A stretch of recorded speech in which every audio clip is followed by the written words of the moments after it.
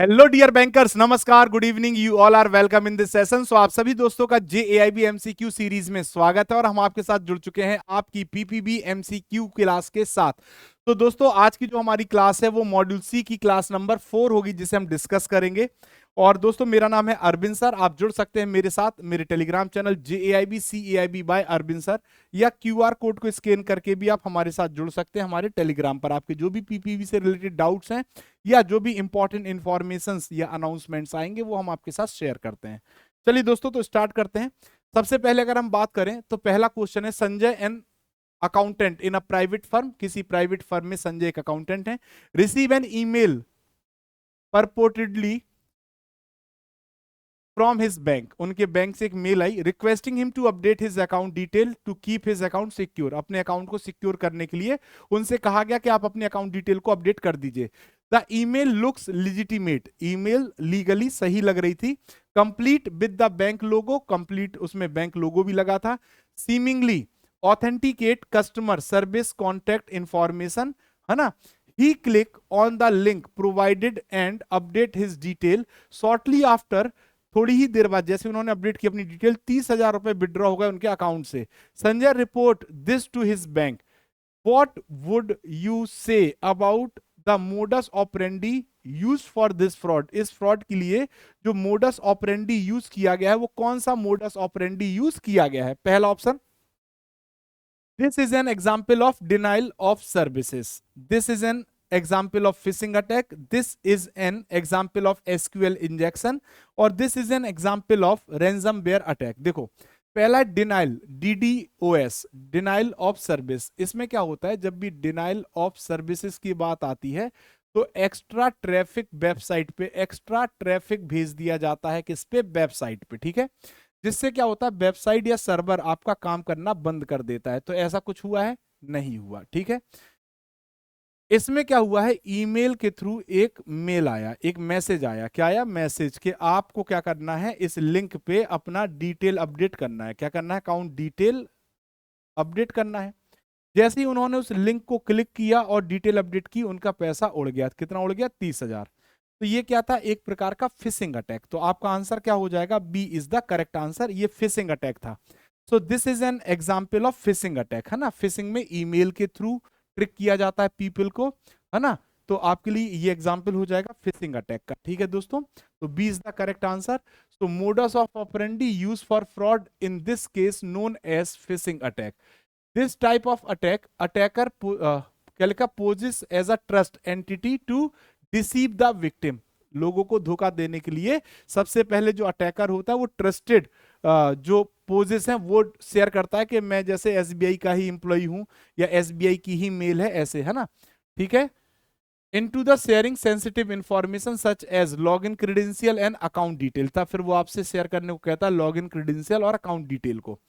वहीं पे option A जो कि इनकरेक्ट है, denial of service attack involve overwhelming a network और website with the traffic to make it unavailable. फिर सी आता है क्या, SQL इंजेक्शन क्यों गलत है, involve inserting malicious SQL query into input field for execution. यहाँ पे मिलिशियस क्वेरी, देखो स्ट्रक्चर्ड क्वेरी लैंग्वेज क्या होता है, डेटाबेस से रिलेटेड होता है, तो इसमें आपको क्वेरीज पास करनी होती हैं और वहां पे अगर मिलिशियस क्वेरी पास कर दी जाएगी तो वहां पे फ्रॉड हो जाएगा। ऑप्शन डी है इनकरेक्ट, रैंसमवेयर। रैंसमवेयर में क्या होता है कि आपके सिस्टम में कोई ऐसा रैंसमवेयर या आप कह सकते हैं वायरस छोड़ दिया जाता है जो आपके डेटा को क्या कर देता है, इनक्रिप्टेड कर देता है, जिसको फिर आप यूज नहीं कर पाते। और इससे सही करने के लिए फिर वो अटैकर आपसे क्या मांगता है, रैंसम, रैंसम मांगता है, यानी तब आपको फिर से वो फ्री करता है। तो आंसर क्या हो जाएगा यहाँ पे, बी। फिर आता है question number 2, SQL injection is a type of attack that exploits vulnerabilities in web application to access database, ठीक है। Man in the middle attack is the type of threat that intercept communication between two parties to steal the information, ठीक है। Cross site scripting is a type of attack that inject malicious script into a web page to steal data, ठीक है। Which of the following option is correct, इनमें से कौन सा option सही है। Only statement 1 and 2 is correct. Only statement 2 and 3 is correct. All three statements are correct or none of the correct. देखो यहां पे अगर आप देखोगे तो आपका जो करेक्ट आंसर होगा वो क्या हो जाएगा दोस्तों, सी, ऑल स्टेटमेंट्स आर करेक्ट। यहां पे आपके सभी स्टेटमेंट क्या है, करेक्ट हैं, सभी स्टेटमेंट आपके क्या है, करेक्ट हैं, तीनों ही परिभाषाएं सही दी गई हैं, ठीक है। तो एसक्यूएल इंजेक्शन अभी हमने समझा था, स्ट्रक्चर्ड क्वेरी लैंग्वेज किसके लिए यूज किया जाता है, डेटाबेस। तो यहाँ पे क्या किया जाता है, जो टाइप ऑफ अटैक होता है जो एक्सप्लॉइट करता है वर्नेबिलिटीज को वेब एप्लीकेशन के थ्रू, उसका मेन उद्देश्य होता है क्या करना, डेटाबेस को एक्सेस करना और डेटा को चोरी करना।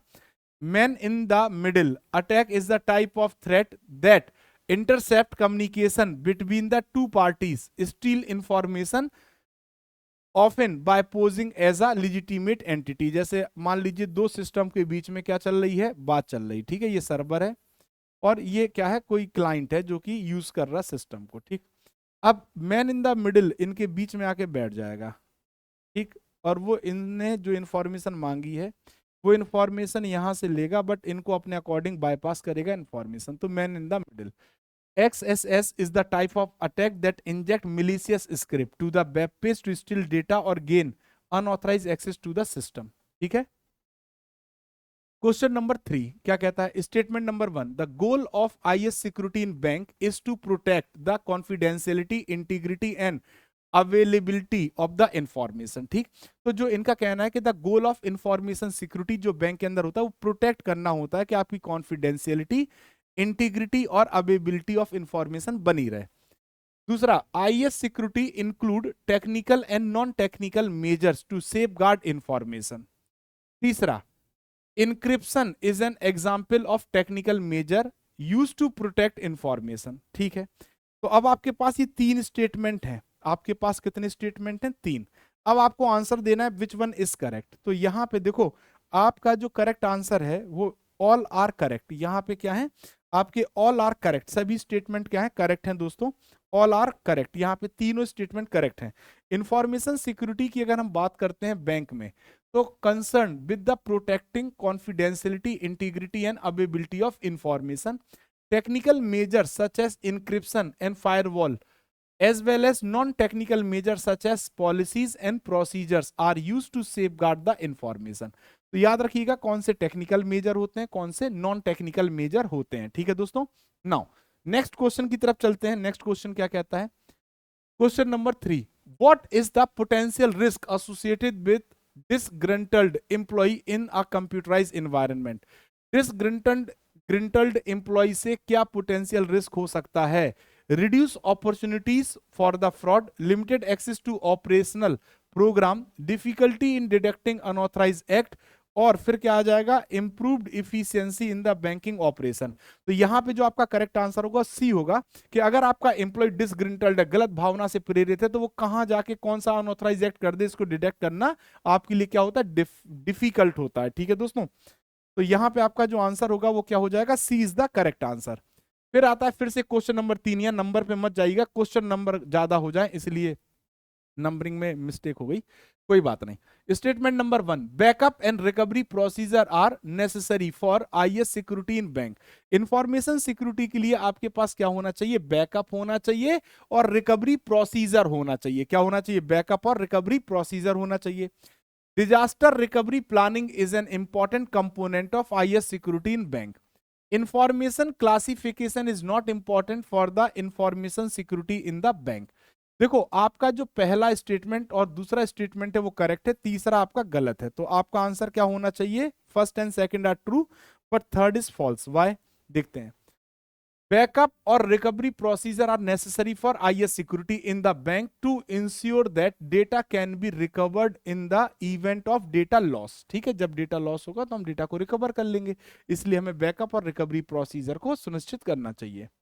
Disaster recovery planning is an important component of IS security in bank to ensure the critical operation can continue in event of disaster। जब आपका सिस्टम फेल हो जाए तो भी आपके क्रिटिकल जो ऑपरेशन है वो रन होते रहे, इसके लिए डिजास्टर रिकवरी प्लानिंग होनी चाहिए। Information classification is very important for the IS security. उन्होंने कहा not important but is very important in the bank to ensure that sensitive information is protected appropriately. आपकी जो सेंसिटिव इंफॉर्मेशन है उनको protect किया जा सके अप्रोप्रिएटली, इसलिए इंफॉर्मेशन क्लासिफिकेशन जरूरी है।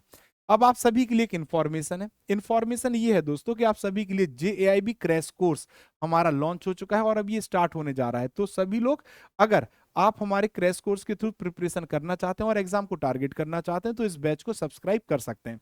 क्रैश कोर्स में ऑल 4 कंपलसरी पेपर जो JIB के हैं उनकी कंप्लीट कंसेप्ट्स को आपको पढ़ाया जाएगा और आप इसे आसानी से कवर कर पाएंगे, सरल शब्दों में समझ पाएंगे हमारे क्रैश कोर्स के साथ। तो आप क्रैश कोर्स के साथ जुड़ सकते हैं लीस्ट प्राइस 1999 रुपए में, और इसके लिए आपको जाना पड़ेगा TW के स्टोर पे और वहां से गवर्नमेंट एग्जाम कैटेगरी में जाके JAIB CAIB को सिलेक्ट करके आप JAIB crash course with test series जरूर लिख दीजिएगा साथ में, टेस्ट सीरीज वाला बैच आपके लिए लॉन्च हो गया है और उसी प्राइस में आपको मिल रहा है। तो crash course with test series आपके लिए लॉन्च हो चुका है, ठीक है। Question number 4, statement number 1, ATM card skimming is a technique used by the cyber attacker to steal sensitive information from ATM card. तो ATM कार्ड स्कीमिंग का मतलब क्या होता है कि ATM की जो सेंसिटिव इंफॉर्मेशन है उसको चुराना, ठीक है।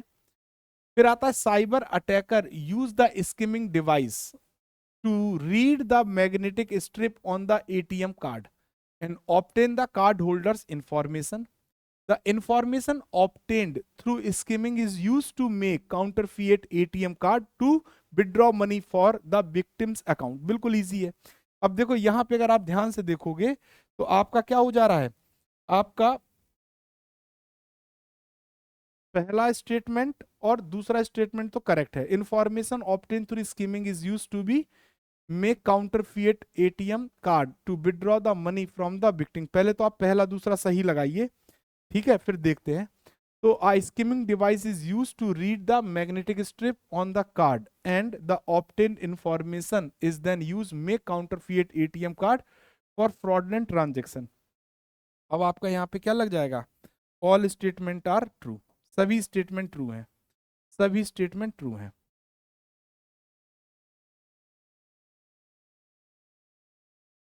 हाँ ठीक है, सभी स्टेटमेंट ट्रू हैं इसके, ठीक है दोस्तों।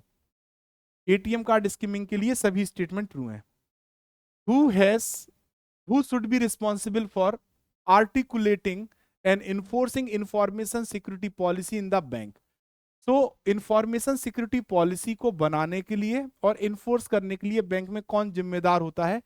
Chief executive officer, chief information officer, chief information security officer या नन ऑफ द अबव। तो आप लगा दीजिए चीफ इंफॉर्मेशन सिक्योरिटी ऑफिसर, ठीक है, chief information security officer is the correct answer. Sufficiently senior level official of the bank of GM, DGM, AGM need to be designated as a chief information security officer responsible for articulating and enforcing the policies that a bank use to protect its information assets. So CISO need to report directly to the head of the risk management function, should not have direct reporting to the relationship with CIO. फिर आता है question number 6, क्या कहता है? Statement number 1, the Reserve Bank of India issues guideline and regulations related to electronic transaction in the bank. Statement number 2, RBI guidelines on electronic transaction cover areas such as internet banking, mobile banking, card payment. Statement number 3, bank in India are not required to comply with the RBI guidelines on electronic transactions. तो देखो पहले statement में कहता है कि reserve Bank of India जो guideline issues करता है वो रेगुलेशंस जारी करता है इलेक्ट्रॉनिक ट्रांजेक्शंस के लिए, ठीक है, बैंक में। दूसरा स्टेटमेंट कहता है कि रिजर्व बैंक ऑफ इंडिया जो भी इलेक्ट्रॉनिक ट्रांजेक्शंस को कवर करता है उसमें इंटरनेट बैंकिंग, मोबाइल बैंकिंग और कार्ड पेमेंट आ जाता है। तीसरा स्टेटमेंट कहता है कि bank in India are not required to comply with RBI guidelines on electronic payment. तो सबसे पहले तो तीसरा स्टेटमेंट ही गलत हो जाएगा अगर पहला दूसरा क्या है, सही है। चलिए क्वेश्चन नंबर 6 का आंसर दीजिए। पहला दूसरा तो सही है, ठीक, आंसर आप ए लगाइए, क्योंकि RBI की तो बात माननी पड़ेगी ना, बैंक डिनाई कर ही नहीं सकता RBI की गाइडलाइंस को फॉलो करने के लिए, ठीक है, बैंक डिनाई नहीं कर सकता, ठीक है। तो Reserve Bank of India issues करता गाइडलाइन और regulations electronic transactions in bank. RBI guidelines cover area such as internet banking, mobile banking और card payment. Bank in India are required to comply with these guideline. Bharat के जो bank है उनको इन guidelines को comply करना पड़ेगा। RBI की जो भी गाइडलाइंस होंगी उनको आप डिनाई नहीं कर सकते। फिर आ रहा है question number 7, assertion. The Gopal Krishna committee report recommended that the insurance sector be opened up for foreign investment. ठीक है, reason the committee believe that foreign investment would bring a new capital and expertise to the insurance sector. अब ये आपको answer देना है। So both assertion and reason are true. Reason is correct, explanation of assertion. देखो दोनों ही सही हैं और ये इसको सही से डिफाइन भी कर रहा है, तो मेरे हिसाब से तो ए ही हो जाना चाहिए। A is the correct answer. Gopal Krishna committee report did recommended that the insurance sector be opened up for foreign investment, and the reason for this was that the committee believed that foreign investment would bring a new capital and expertise in this sector. फिर question number 8 है, what is the maximum amount of compensation the ombudsman can award for the dispute. अगर लोकपाल के पास, banking या ombudsman के पास कोई भी मुकदमा जाता है डिस्प्यूट का, तो कितने रुपए तक का मैक्सिमम ombudsman कंपनसेशन चार्ज कर सकता है? 10 लाख, 20 लाख, 25 लाख या 35 लाख। तो हम लोग ऑलरेडी पढ़ चुके हैं, ombudsman मैक्सिमम 20 लाख रुपए तक का कंपनसेशन अनाउंस कर सकता है। ठीक है दोस्तों, अपने अवार्ड में। तो क्वेश्चन नंबर 9 क्या कहता है? Assertion the bankers book evidence act 1891 has not been amended to include electronic record. Reason banks book evidence act 1891 only applies to paper record. दोनों ही गलत हैं, दोनों ही गलत हैं। डी लगाइए, क्वेश्चन नंबर 9 का आप डी लगाइए, ट्रू नहीं है। बैंकर्स बुक एविडेंस एक्ट को अपडेट कर दिया गया इलेक्ट्रॉनिक रिकॉर्ड के रिगार्डिंग। ठीक है दोस्तों, अब इनका कहना है कि वो सिर्फ पेपर पे ही अप्लाई होता है। दो आंसर बनेंगे, या तो दोनों ही गलत हैं, या फिर आप अगर दोनों को सही करते हैं तो दोनों सही भी हो सकते हैं, बट एक दूसरे को क्या नहीं करेंगे, डिफाइन नहीं करेंगे। ठीक है, तो अगर both assertion and reason are true but reason is not a correct explanation of assertion, तो वो गलती मान लो। Bankers book evidence act 1891 has been amended to include electronic record. देखो आ गया, जो मैंने कहा था वही आ गया कि नहीं आ गया? इन्होंने लिखा है the bankers book evidence act 1891 has not been amended to include electronic record. Amend हो गया, तो ये क्या हो गया? फॉल्स। ये फॉल्स हो गया और ये भी फॉल्स है। ठीक है, तो आप डी लगाओ, दोनों ही क्या है? फॉल्स हैं। दोनों ही क्या है? फॉल्स हैं। जो मैंने पहले लगाया था वही लगाइए, D is the correct answer. ठीक है, D is the correct answer. What is the purpose of incidental amendment made in the Indian penal code 1860?